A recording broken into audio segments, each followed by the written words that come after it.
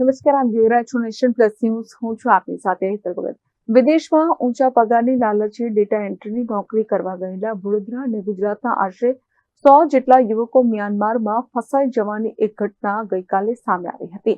આ ગંભીર મામલે આજે સાવલીના ધારાસભ્ય કેતન ઇનામદારે ફસાયેલા યુવકોને સુરક્ષિત ભારત પરત લાવવા માટે વડાપ્રધાન નરેન્દ્ર મોદી સહિત કેન્દ્રીય મંત્રીઓને પત્ર લખી રજૂઆત કરી છે. ગતરોજ સામે આવેલા અહેવાલો મુજબ વડોદરા જિલ્લાના સાવલી અને ડેસર તાલુકાના યુવકો સહિત ગુજરાતના અનેક યુવકોને વિદેશમાં વધુ આવકની લાલચ આપી મ્યાનમાર મોકલવામાં આવ્યા હતા. ત્યાં ગયા પછી યુવકોને સમજાયું કે તેમની સાથે છેતરપિંડી થઈ છે અને તેઓ ડેટા એન્ટ્રીના નામે ચાલતા મોટા રેકેટમાં ફસાઈ ગયા છે. આ યુવકો હાલમાં અત્યંત કપરી અને અસુરક્ષિત પરિસ્થિતિમાં છે. આ માનવીય સંવેદના ધરાવતા વિષયની ગંભીરતાને જોઈ ધારાસભ્ય કેતન ઇનામદારે તાત્કાલિક અસરથી તારીખ 26/12/2025 રોજ વડાપ્રધાન નરેન્દ્ર મોદી, ગૃહમંત્રી અમિત શાહ અને વિદેશ મંત્રી ડોક્ટર એસ જયશંકરને પત્ર લખ્યો છે. આ ઉપરાંત તેમણે વડોદરાના સાંસદ ડોક્ટર હેમાંગ જોશીને પણ આ બાબતે જાણ કરી હસ્તક્ષેપ કરવા વિનંતી કરી છે. ધારાસભ્ય પત્રમાં ઉલ્લેખ કર્યો છે કે તેમના મત વિસ્તાર સાવલીના સાંડાસાલ ગામનો ગુંજન શાહ અને ડેસર તાલુકાના અન્ય 10 જેટલા યુવકો પણ મ્યાનમારમાં ફસાયેલા છે.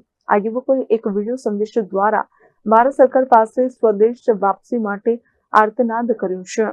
કેતન ઇનામદારે કેન્દ્ર સરકારને વિનંતી કરી છે કે આ ગંભીર વિષયમાં તાત્કાલિક હસ્તક્ષેપ કરી સંબંધિત અધિકારીઓને આદેશ આપવામાં આવે જેથી છેતરપિંડીનો ભોગ બનેલા આ ભારતીય યુવકોને વહેલી તકે સુરક્ષિત રીતે ભારત પરત લાવી શકાય. ગઈકાલે મ્યાનમારથી એક વિડીયો મારા 18 સાલના દીકરો ગુંજન શાહનો એ આગળ આ વિડીયો મારફતે અને ત્યાંની મ્યાનમારની આખી વિગત દર્શાવી. છેલ્લા 20 દિવસથી આ લોકો એક ફ્રોડનો ભોગ બનેલા છે અને અહીંયા જેમ કહીએ છીએ અને એમ તો લોકોને સરકારના માધ્યમથી, હોમ ડિપાર્ટમેન્ટના માધ્યમથી ઘણીવાર જણાવવામાં આવ્યું છે કે ભાઈ ડેટા એન્ટ્રીમાં નોકરીની પ્રલોભનો આપીને ડેટા એન્ટ્રી માટે છોકરાઓ છોકરીઓ જોઈએ છે એમ કરીને વિદેશમાં માટેની એક ઓફરો પ્રલોભનો આપતા હોય છે અને એમાં છોકરાઓ, આપણા દીકરીઓ ફસાતા હોય છે. એવો જ એક કિસ્સો આજે થયો છે. એમાં વડોદરા જિલ્લાના 10, એમાં મારા સાડાસાલ તાલુકાનો એક દીકરો અને ટોટલ 100 ભારતીયો આનો ભોગ બનેલા છે. ત્યારે મેં આ વિગત જેવી મારી પાસે આવી, જેવી મેસેજ આવ્યા, એમના ઘરના લોકોએ પણ મારો કોન્ટેક્ટ કર્યો અને મીડિયા મારફતે મને જાણવા મળ્યું. ત્યારે તરત જ મેં આના માટે તાત્કાલિક ધોરણે વિદેશ મંત્રી જયશંકરજીને, માનનીય પ્રધાનમંત્રી આપણા નરેન્દ્ર મોદી સાહેબને અને ગૃહમંત્રી અમિત શાહ સાહેબને અને અમારા સાંસદ હેમાંગ જોશીને પણ તાત્કાલિક પત્ર દ્વારા, મેલ દ્વારા જાણ કરી છે અને ખૂબ ગંભીરતાથી લઈને આપણી ભારતની સરકાર કાયમ માટે આ વિષયો પર ગંભીર હોય છે જ, પણ તાત્કાલિક ધોરણે 20 દિવસથી આ લોકો જ્યારે ત્યાં વિલંબનામાં છે અને એક NGOના સથવારે ત્યાં આગળ અત્યારે આશરો લઈ રહ્યા, અત્યારે તાત્કાલિક વિદેશ પરત આવે, એમના ઘરમાં પાછા ફરે એવું કાયદેસર જે પણ કરવાનું થાય એ તાત્કાલિક યુદ્ધના ધોરણે કરે એવી મારી લાગણી અને માગણી મેં વિદેશ મંત્રીશ્રીને, માન્ય પ્રધાનમંત્રીશ્રીને, માન્ય ગૃહમંત્રીશ્રીને અને અમારા સાંસદ હેમાંગ જોશીને કરી છે.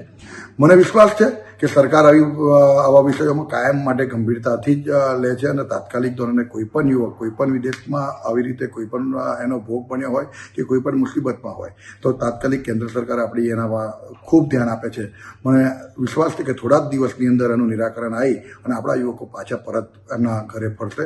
એમના ઘરના લોકોને પણ મેં આશ્વાસન આપ્યું છે અને એમને કહ્યું છે કે વિશ્વાસ રાખજો અને તમારામાં ચોક્કસ હું એ કહું છું કે રાત દિવસ અમે તમારી સાથે છે અને કોઈ પણ પ્રકારની તકલીફ હોય તો ભારત સરકાર, ગુજરાત સરકારને અમે તમારી સાથે છે અને તમારા દીકરા દીકરીઓ તમને પરત કરીશું એવો વિશ્વાસ પણ આપેલો છે. Report Nation Plus News Savli.